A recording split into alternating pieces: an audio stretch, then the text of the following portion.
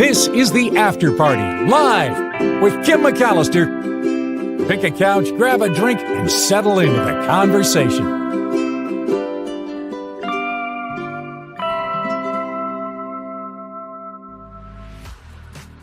Hey everybody, it is the After Party Live. Finally, here we are back together again. I just appreciate your patience and the amount of emails and messages that I have received have really been lovely. And I don't know if I want to say I didn't expect it, because I know you guys are amazing, but I guess I just didn't realize how much this group means to me until you have something like this happen and you realize these are your people that come out with these lovely messages of support. And I'm just thank you so much. I don't know what I did to deserve you, but I so appreciate you. Really, I do. It has been a rough one. Oh, I feel the tears coming, and I've been okay so far. It was a rough one. My dad passed away about 6 days ago, and it happened right after we ended the most amazing visit. It was lovely to see him and got to spend time with him and hug him and tell him I loved him. And then the day after we left and drove back to California, he had a massive stroke. So my sister and I drove back to Oregon and were in the hospital with him for a full day before he died. I have to say, we just spoke with got a message from a chaplain on Mark's show. And those of you who know me well know I'm not very religious, but my dad was taken to a Catholic hospital. And while I disagree with some of the things that Catholic hospitals normally do, which is not provide reproductive care in the manner that I feel should be provided, I will say that they were particularly lovely in end-of-life care, because we were told my dad wasn't going to survive. And I was in the hospital room by myself, and the chaplain came, and he brought a little quilt that someone had crafted, and asked if it was okay if he put the quilt on my dad, kind of gave it a little bit of a more homey feeling in the room, and said some really lovely things. And then he left. And then moments later, a harpist came and asked if he could play some harp music. And it was the most beautiful music.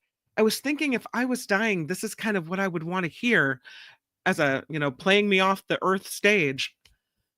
It was really, really beautiful. And then the harpist said some of the most lovely things. He told my dad that he was obviously very loved and that he wasn't alone. It was a really nice thing that they do. And I asked the harpist, "Do you volunteer to come and do this for families?" And he said, "No." He said, "It's my full-time job. The hospital pays me to do this." So it's a really lovely thing. It was Riverbend Hospital in Springfield, Oregon, which is kind of a suburb of Eugene, which is pretty far from my dad's house. That's one of the things I'll take away from this whole experience, is that when you get older, it's really important to live somewhere near good health care. Because when my dad had a stroke, they couldn't take him at the local hospital in Florence, Oregon. They had to go more than an hour inland to the nearest hospital. And when you have a stroke or a heart attack, every moment like that really matters. So something I'll be thinking about as I get older. But huge thank you to everyone. And I can see you guys. Yeah, Phineas, glad you were able to do that with your dad. Not many people say they are able to do that and say they love their parents before it's too late. I feel very fortunate that I was able to do that and that I was able to get there in time. I still feel numb to it all. It doesn't feel real. And it's weird because him living 10 hours away in Oregon and me living here, my husband said, just pretend that he's still there. And I don't necessarily think that's healthy. But it's weird because when you don't see your parents every day, you can kind of get into that thing where your life becomes normal again. But when you're in the hospital room and you see them pass away, it becomes much more real. So yeah, thank you, Heather. I'm glad I was able to have that time with him too. Oh, no, don't cry. I'll give you the ugly cry. Nobody wants to see me ugly cry. But yeah, Tammy, I'm really glad too. I mean, what timing, right? And then my husband said, God, we brought the kids up to Oregon. I hope we didn't cause your dad so much stress that we touched off a stroke or something. And I actually asked the doctor that because I was so concerned that maybe I had provided the stress that, touched this off. And the doctor said no. There was some plaquing in his carotid artery that had been building for some time. So I guess I didn't hasten my father to the grave, but yeah. John Watson says I wanted to move to Florence forever. My girlfriend thinks it's too cold there. I would agree. Not necessarily about the chilliness factor, it rains all the time. And so if you're someone who gets kind of depressed in the rain or you have the seasonal disorder or what have you, or you just and I don't, but I still like the whole time I was there, the whole drive home, the whole drive back to Oregon in the middle of the night and the rain is just the weather. The weather is definitely a concern, as I mentioned, healthcare and not having adequate healthcare in this community of a lot of people that are aging in this area. So, yeah, it was so beautiful. And first he played the harp, and then he started singing, and it sounded like the end song that they roll during the credits in The Lord of the Rings. It's really what it sounded like. I felt like I was transported. That's beautiful music, and I can't believe they pay somebody to do that, but worth every penny, absolutely. Jim writes, "So sorry for your loss, Kim. Glad you got to spend time with your dad before he passed." Yeah, I did receive many comments of support, and I haven't gone back on the show and been able to look at all the live comments, but people have emailed, and I've got a couple very generous contributions as well to the show. The outpouring of support, I'm telling you, I just feel so lifted up. Thank you to Robin F. Extremely thank you to Robin F. and Karen K. I saw Wes with another contribution coming in today, kicking in $5. So I just thank you. Thank you for that. And thank you for the words of support and for everything. SJ Lola says, I was able to have the same last day experience with my dad before he died a few weeks ago. Oh, just a few weeks ago. It's a gift. Yeah, so you and I are in the same boat, SJ Lola. I'm sorry for your loss as well. I know this is a rough one. I find that the grief is kind of coming in waves. So I'll be okay for a while and then something just kind of hits me. So, yeah. Rhonda says it took me 2 years to really get that my mom was gone. That's kind of how I feel. As I sit here, I just feel like for some reason he's still here. It's hard to believe it, really. Yeah. And thank you, Karen Kame, for your incredible contribution. Really, really nice. Rhonda says, Oregon rain. I had 7 years there. Oh no, that's horrible. John says, I like the rain, but I'm not sure I like it that much. Every time, almost every time I've gone to Oregon, it's rained. I will say, if you're looking at Florence, they have all these sand dunes. And so usually when I take the kids up, we go sand dune boarding, which is kind of fun. They have these places there where you can rent a board. They're kind of a circular board. And you go up in the dunes and you ride the sand dunes just like you would ride a wave. So that's kind of fun. All right, let's jump into some of these stories. Oh, before I do that, I just want to say I got the nicest message from teacher Lori today, who wrote, uh, I'm sorry about your dad. She said, I don't know if it helps much, but be assured that you literally have thousands of people wishing you well and sending you love. That's the nicest. She said, you make a positive effect on so many of us, and we're sending your family our best wishes and gratitude for what you do for us. Well, how about what you guys do for me? So nice. Sad we can't do more for you and your family at this sad time. Well, you've done a lot. Even your nice words, I really appreciate so much.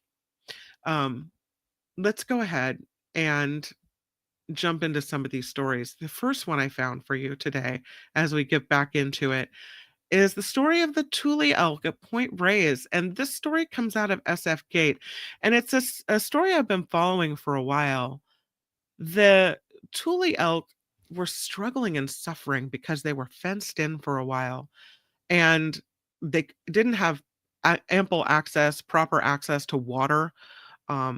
Or other forms of food. And so quite a lot of them didn't survive. The gates have been taken down. The Thule elk are allowed to roam. I don't know if you've been out to Point Reyes and driven down the road all the way to the end.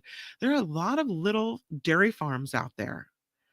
And now, according to this agreement announced yesterday by the National Park Service, most cattle ranching at Point Reyes National Seashore will be coming to an end.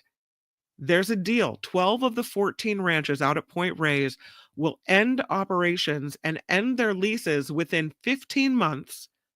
In exchange, the government will pay about $30 million. I think they'll all have to split it, but that's the way it is. The settlement, they say, ends a years long dispute brought by three environmental groups over pollution caused by dairy farms and cattle ranches in the park and the effects on the Tule elk population. The National Park Service said the selected action benefits the native elk by providing increased habitat and disallowing lethal management of the Tule elk population. That the elk will be managed as one herd in Point Reyes, and the elk will be allowed to expand within the park. There are 6 dairy and 6 beef ranches in Point Reyes that are part of this settlement. There are 2 other beef ranches, and the park will be negotiating long-term leases with those 2. Perhaps they didn't want to leave. But there are 90 tenants living on the ranches out there. And the government says the settlement will provide assistance, including a transition period of 15 months, severance packages for the affected employees, housing, financial assistance packages, employee transition support services, and more. So that's what's happening as Point Reyes reverts back to this all natural open area, and the dairies go away and the beef farms go away. So good news for the Tule elk, and things are changing. Can we talk about Belinda the Sea Sponge? This story comes from Julie, who writes that Belinda the Sea Sponge, they're finding, has a bit of a personality. There she is, Belinda. Makes me think of our Belinda Weymouth. The Belinda in this story, though, is a sea sponge that just by good luck, researchers managed to see, and they set up these cameras, and for the last 4 years, they have been monitoring Belinda the Sea Sponge, they have named her. This is in the Barkley Sound. They said, honestly, it was really opportunistic. One of the study's authors says they just turned the cameras and there was Belinda. She was just hanging out right there. They've published a study of what they've learned from Belinda. It's in the Marina Ecology Progress series. They looked at her response, we think it's a her, we don't know, Belinda, to the changing environment. They captured this footage by Ocean Networks Canada over 4 years where they were filming. And it's the longest continuous recording of sea sponges in the wild. There were 8 3D cameras trained on Belinda every hour. They watched it feed, they watched her filter. In some cases, they watched her sneezing for days on end. They have really long sneezes as they kind of try to clear out their debris. They found out that sponges hibernate like bears do. Belinda hibernated every winter. They found that she responds to global cycles. They found that she reacted to the marine heat wave that raised the surface sea temperatures off the west coast of North America between 2013 and 2016. She darkened during that time from a healthy pale orange and yellow to a deep orange, and she got lumpy during that time. So the researchers were asking, how much stress can these sea sponges really take? And they think they're fairly resilient. At least Belinda came back. But they say the experience of watching this sea sponge and how it reacted was really important to finding out how sedentary animals that don't really move around much respond to changing ocean conditions. And they say if you see it's active, then you would have a better understanding of why you would support caring for that environment. And they think that they need more long-term monitoring to better predict and to protect creatures like Belinda. But they've set up, and I don't know if I can play it for you. What show could you watch a sneezing sea sponge on other than this one? they've set up these uh, cameras, and they did this time lapse for Belinda, and it shows her, and this happened over a series of days, shows her sneezing. Here's the video, because we don't need the music. But there she is. Over a series of days, she's trying to sneeze out some of the debris that has been caught in her spongy holes. And here she is sneezing. Isn't that weird to watch her move like that? You can see snails coming, crawling on her.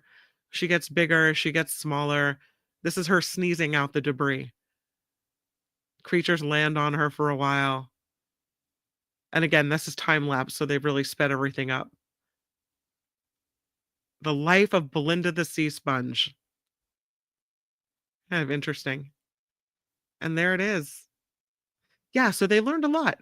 Learned a lot about ocean creatures. How about this story? This is a Christmas present that's been laying around for a really long time. It's an unwrapped gift, and it was found behind the wall of an Illinois home. This Christmas gift was purchased in 1978, 46 years ago. This man was doing some renovations at his childhood home when he found a gift that had apparently fallen behind a wall in 1978. Can you imagine? His mom was probably like, I know I bought that. Where did that go? He's now 53. His name is Tim King, and he owns Tim King or T King Construction Services in Illinois. He was renovating a bathroom at his parents' house when he found something inside the wall. He said, we took out a medicine cabinet before we drywalled, and I thought, I better just look in there to make sure nothing's back there. That's a weird thing to think, right? Because who would think there was something back there? And he said, there it was, this wrapped Christmas gift that had been intended for him to open Christmas of 1978. He said his parents used to hide gifts in the home's attic, and this one must have fallen into a crawl space without anyone noticing. So he opened the present in front of his parents, and it was a set of what's now vintage Matchbox toy airplanes that his mom says she has no memory of ever buying. He said, so I have one sister, and my mom has always been very picky about getting us the exact same amount of gifts. So we've been joking that I've been screwed out of one present for 46 years. It's so weird that it was him doing the renovation. He found a gift that was intended for himself. And there you go. Now he has some Matchbox airplanes. Here's a sciencey story. It looks like we're going to get a planetary alignment coming up January 21st. Look at how they all align there. I don't think you're going to be able to see them with the naked eye, but still, it's a rare alignment of 7 planets that will be taking place on the evening, apparently. So it says January 21st there, but the article says that on the evening of February 28th, all 7 of the other planets in the solar system will appear in the night sky at the same time. Saturn, Mercury, Neptune, Venus, Uranus, Jupiter, and Mars all lining up in a neat row. Between now and then, January 21st, 6 of the 7 will appear in the night sky at once in a large alignment. Mars, Jupiter, Uranus, Neptune, Venus, and Saturn, with the exception of Mercury. So 6 of them January 21st, 7 of them February 28th. It's not uncommon for a few planets to be on the same side of the sun. At the same time, less common for most or even all of the planets to align. We're going to have Professor Andrew Fracknoy on the Mark Thompson Show coming up, and I'm going to ask him about this. They say any number of planets from 3 to 8 constitutes an alignment. 5 or 6 planets assembling is a large alignment. 5 planet alignments significantly with 5 planet alignments significantly more frequent than 6. 7 planet great alignments are the rarest of all. So this would be a great alignment. Kind of cool. This is what we get to see. They say that This occurs because the planets of the solar system all orbit the sun on a flat plane called the ecliptic. So some of the planets have orbits tilted slightly above or below this plane, but they're all more or less on the same level, like grooves on a record, thanks to the way the stars, like our sun, form. So I don't know. I'm imagining that we're going to need a telescope to see this. They say whether you'll be able to see the alignments at what time the planets rise and set depends on where in the world that you are viewing. Um, they have this time date interactive tool that allows you to set the date you would like to view, showing the rise and set times for each planet, where they can be seen in the sky, and how difficult they will be to see as well. There's another website called Stellarium, Stellarium, with another tool that shows you the position of the planets. So they say you'll need binoculars or a telescope to see the planets in all their glory. So you can start planning now and hope for clear skies, and hopefully we'll see something. I have this from sciency goodness to why in the world would you do this? Hmm, I don't understand why anybody would do this. Uh, this woman made a giant sandal. If you don't know what that is, it's a giant sandal. It's setting a world record. I don't know why you would take time to make a giant sandal, but she's a designer from Nigeria, a British Nigerian fashion designer. And she knew there was a Guinness World Record for the world's biggest sandal. So she decides, I'm going to get that record. And she makes this giant sandal measuring 10 feet, 4.2 inches wide, 26 feet, 8.8 inches long. Took her 72 hours to construct this giant clog style sandal. She did it at Pixel Park in Lekki, Lagos, and it looks like she submitted the sandal to the Guinness World Records as the world's largest sandal. The last one was made by a town in Mexico. They created a traditional sandal that was about a little more than 10 feet wide and 24 feet long. So they currently hold the record. But this woman from uh, Nigeria, British Nigerian fashion designer, is now looking to steal that record with her giant, would you say that's pink? Her giant pink clog. Okay, there you go. Kind of wanted to show you the picture more than anything. This is a picture of what happens during IVF, specifically ICSI, when they inject a sperm directly into an egg. And I show you this picture because there's a new story today that says artificial intelligence could actually make IVF more successful. We're about to see the success rates of IVF increased. And this is huge for people that need a little help trying to get pregnant. The AI programs can help doctors analyze ultrasound scans and figure out the best times for a hormone injection associated with egg collection. They've The researchers associated with this study have published it yesterday in the journal Nature Communications. And what they say is getting the exact timing right can optimize the number of eggs you get or that are retrieved and improve the odds of having a successful pregnancy because it's all a numbers game. The more eggs they retrieve, the more chances of success that you have. Dr.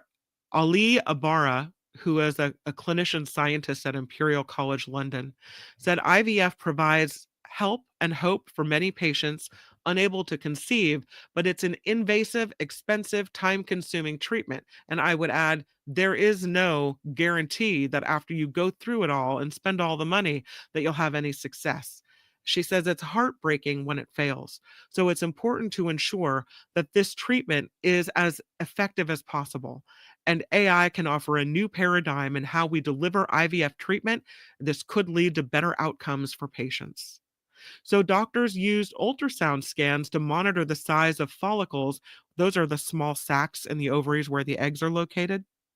And those scans determine when the woman will receive a trigger hormone injection to prepare these eggs for collection. And the timing of that trigger shot is key. The injection is less effective if the follicles are too small or they're too large. So they had an AI program analyze data on more than 19,000 patients who'd already done their IVF treatment in one of 11 clinics across the UK and 2 in Poland. And they did this between 2005 and 2023. The AI determined that delivering the hormone injection when most follicles are between 13 millimeters and 18 millimeters improved the odds of retrieving more eggs and having more successful pregnancies. And that is more precise than the current method, in which doctors give the trigger when 2 or 3 follicles are larger than 17 or 18 millimeters. And the doctors are calling it an exciting development because it suggests that they can use information from a wider set of follicle sizes to decide when to give that trigger shot, rather than just only the largest follicles, which is what is used in current clinical practice. So now the team is working to create this AI tool that will personalize IVF treatment and support decision making at multiple steps along the IVF process. When the stakes are so high, they say, for making the best possible decision, this technique can support doctors' decision making and lead to better outcomes. So, we're about to see much more success looking at IVF.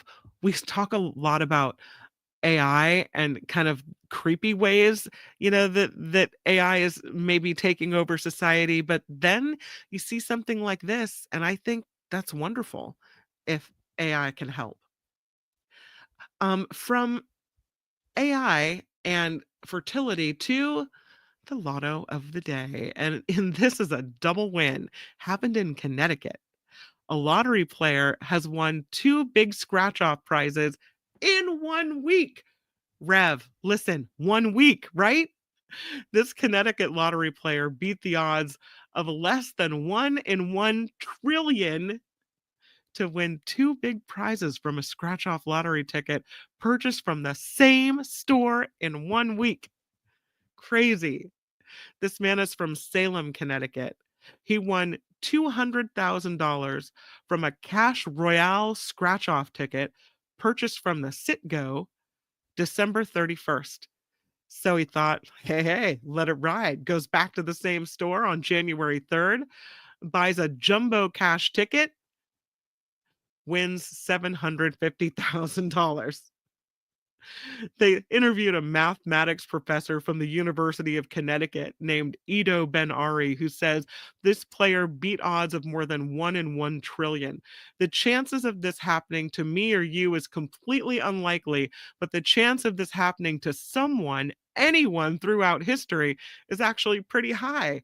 Mr. Ben Ari says. He said it's exactly what happened here. It's a rare thing, but it will keep happening again and again. How crazy is that? Well, I guess, you could say he was destined to win. We're going to Italy, where apparently it is illegal to get sick. Sickness not allowed. I'll do the story and then I'll jump over to the Trivia Thursday. But the Italian mayor's proclamation, they say, makes it illegal to get sick in this village called Torcia Belcastro, Calabria. The mayor issued a proclamation banning residents from getting sick because they've had some issues with local healthcare access. The mayor says his name is, Mayor Antonio Torcia. That's his name. So Torcia is the mayor's name, and the community is Belcastro, Calabria. So in Belcastria, the mayor is ordering residents not to contract any serious illnesses that could lead to the need for emergency medical attention.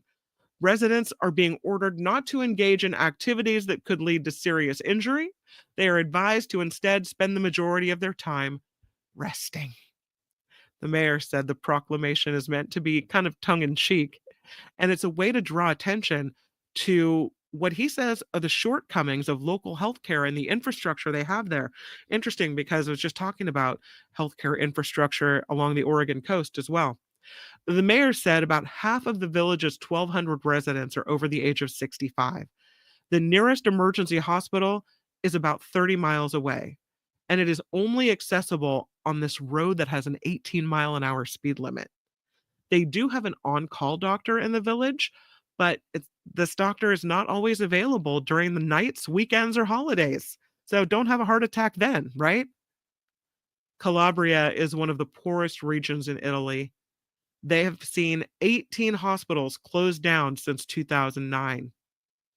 497 doctors had been sent to Calabria over the course of 3 years, starting in 2022, to help staff the region's medical facilities, but looks like still not enough. So, yeah, don't get sick if you are a resident of Belcastro, Calabria, because you're SOL there, which is scary when you have that type of an aging population. All right, you guys ready for it? We're going to do it. It is Trivia Thursday, and I'm really glad that I'm back for this because I get a lot of messages that people enjoy this segment. So here we go. We'll do it. We'll do it. The first question, let me go to the chat. I want to make sure I get your here. It looks like a town 007 would drive through. You are so right, Phineas. It totally does, doesn't it? Yeah. In other news, King Canute has ordered the tide not to come in. That's really funny. Oh, Deidre's missed trivia for a month. You've been busy. You've been traveling. It's been holidays, right? Yeah. Oh, Nullifidian reminds us if you don't test, you don't get sick, right? If you don't take a pregnancy test, you aren't pregnant. If you don't take the COVID test, you don't have COVID. So this is all good.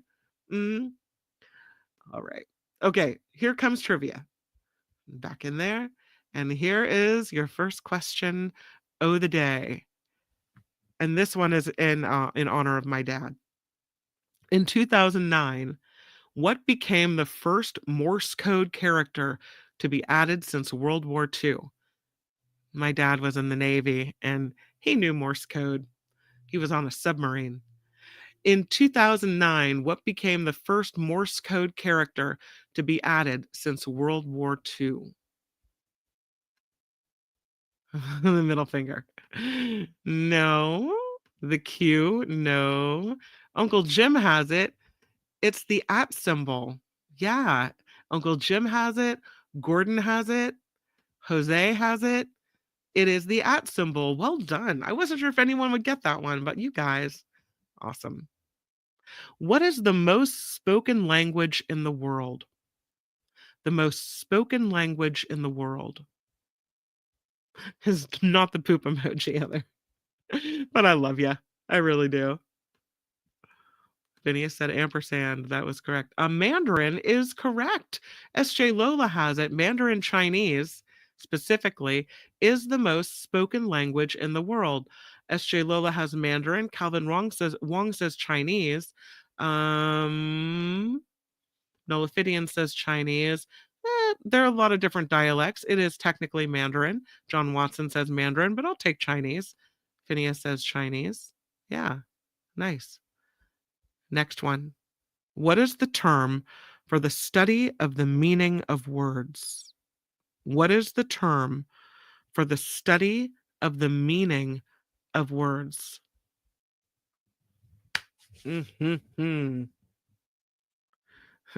Portuguese. Big Latin? Linguistics, the study of the meaning of words, the etymology of words, where words came from, a lot of etymologies. The correct answer I'm seeing from Uncle Jim is semantics. Semantics is the correct answer. It is the term for the study of the meaning of words.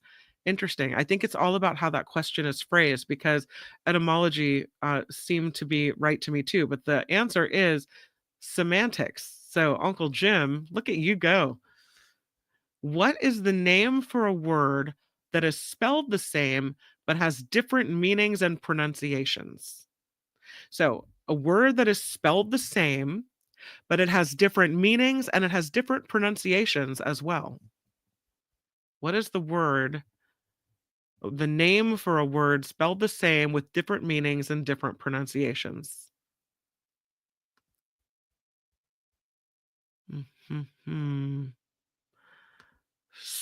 Kind of. Almost.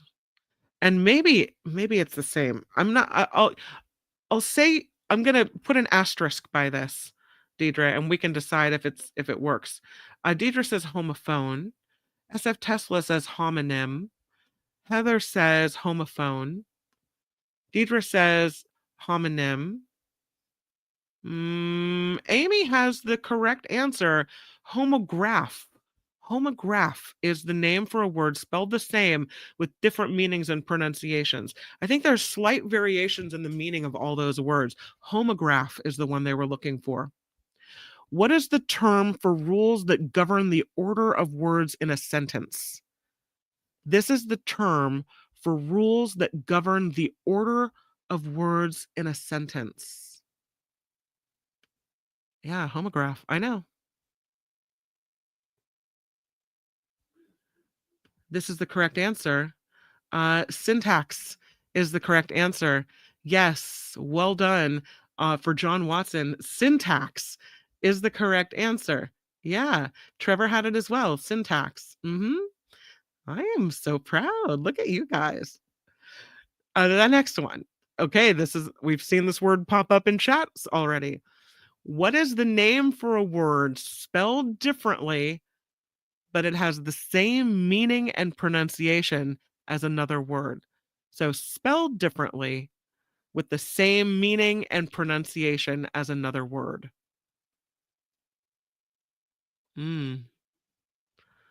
Spelled differently, same meaning and pronunciation as another word.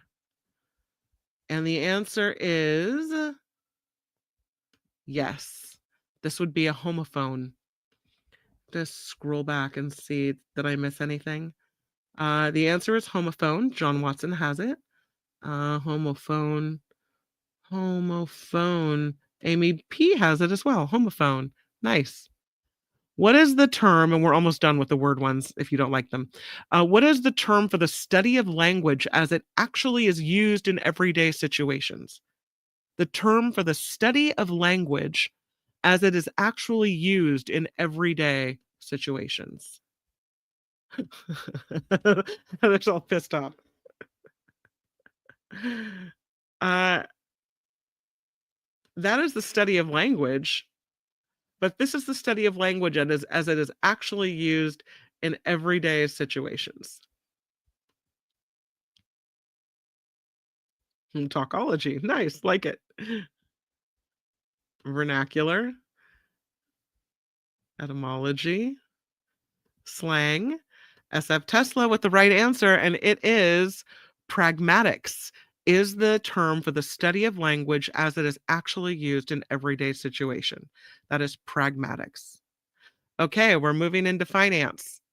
What is the term used to describe the total amount of money that a company owes to others?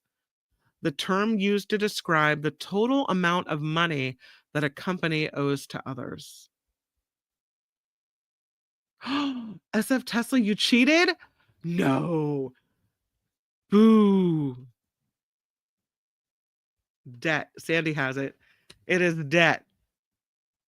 Sandy has it, and John has it, and Tammy, and debt is the correct term. Debt.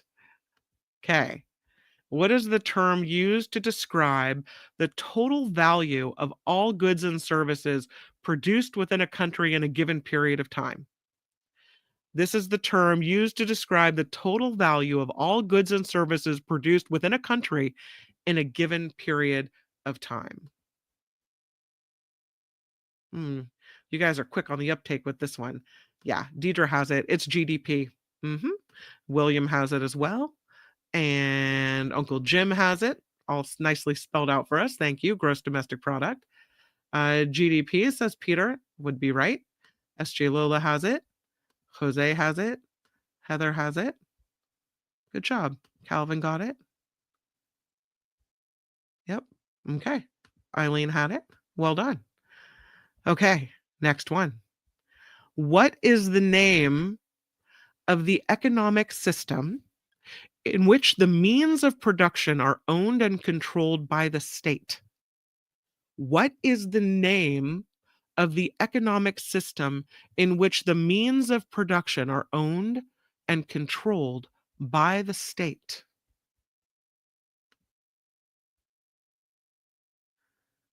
It is not communism, but I see that a lot of people have said that.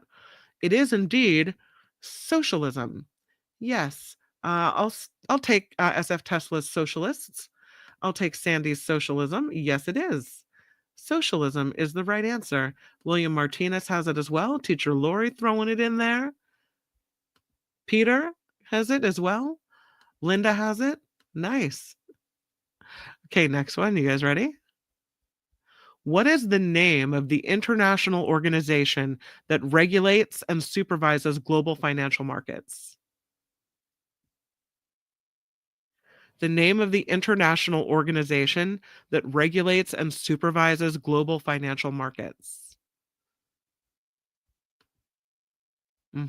Yeah, you have it. William says it's the IMF, the International Monetary Fund. Yes, William has it. Cranky has it. Nice. Phineas has it as well. SF Tesla and SJ Lola and Amy. Nice. Well done. Now to food. What is the national dish of Morocco? What is the national dish of Morocco? And I don't know how to say it, so it might involve rice. I don't know. I've never eaten it, so I'm not sure. Couscous? No. Churro? Lentils? I got another couscous. I got a paella. This is correct. Did you Google it again? No Googling. Tagine? Tagine. The answer is tagine. Tagine. Yes. Okay. What is the national dish of Brazil? The national dish of Brazil. Another one I don't know if I can answer. Was it Laura for the win? All right. Well done.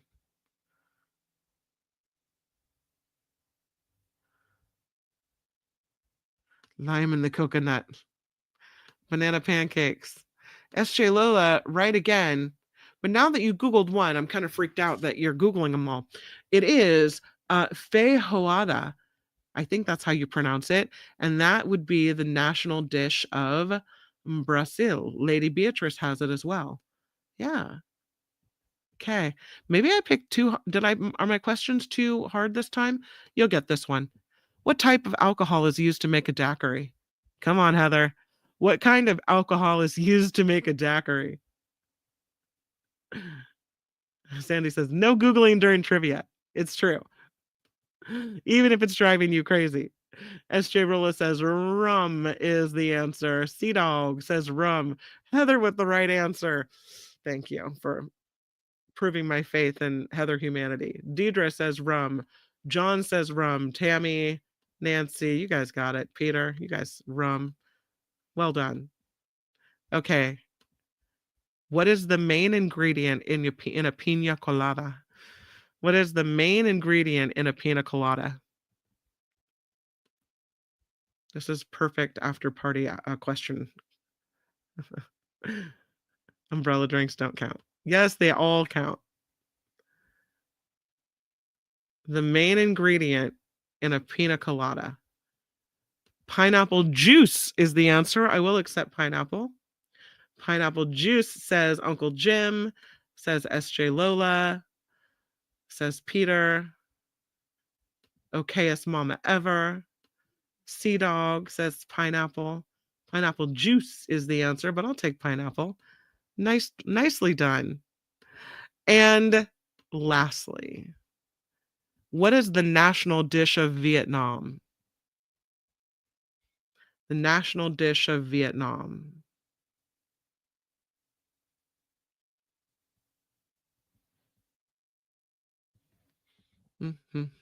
Yeah. Oh, everybody got it at once. Well done. SJ Lola says it's pho. Yeah, it's F a PHO. It's pho, but pho, right? We say pho. Yeah. SJ Lola, first to the punch on that one, with Blue Spark following a close second. In third, it's John Watson with Fa.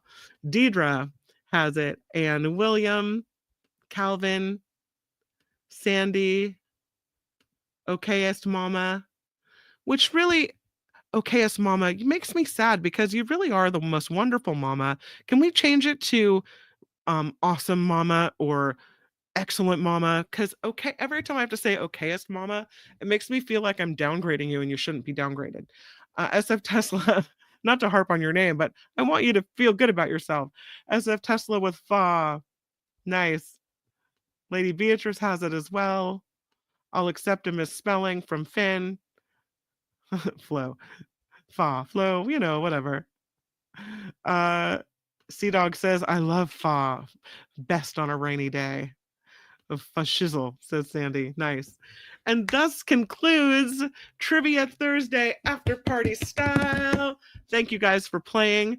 If you have any suggestions on another topic that you would like to see covered in trivia, please, please, oh, please email me, kim@theafterparty.live, kim@theafterparty.live. I will incorporate your suggestions.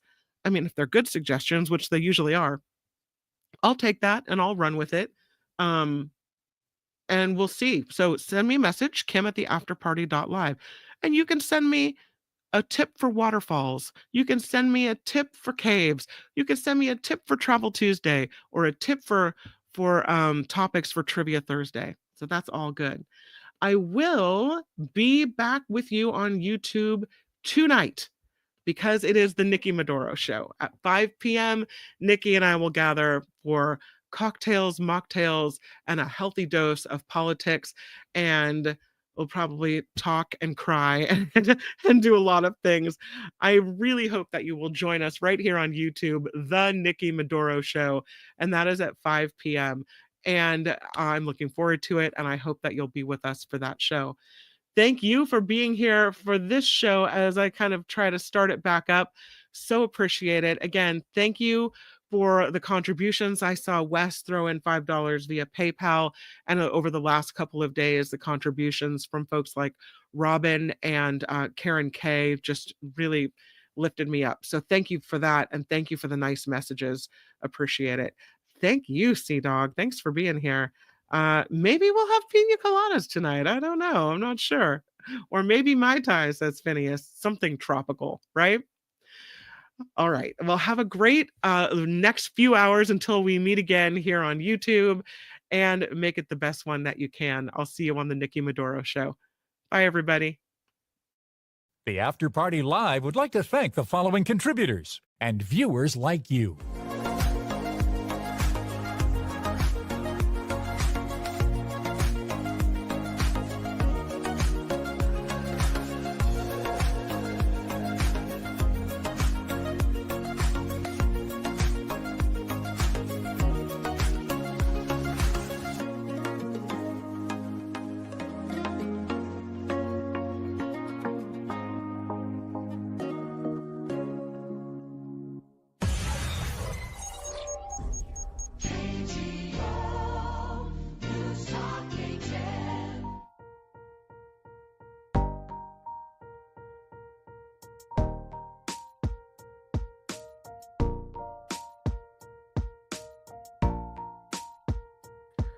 Huge thank you, SJ Lola. Really, really appreciate it.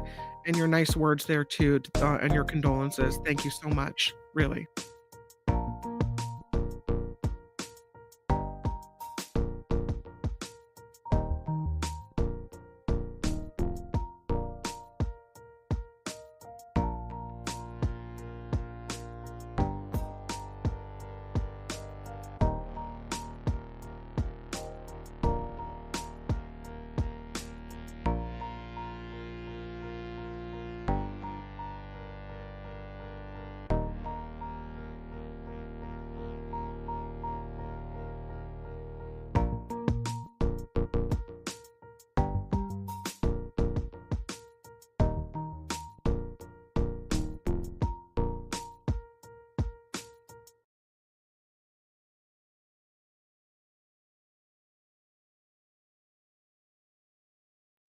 Hey, what happened to the music? Come on now.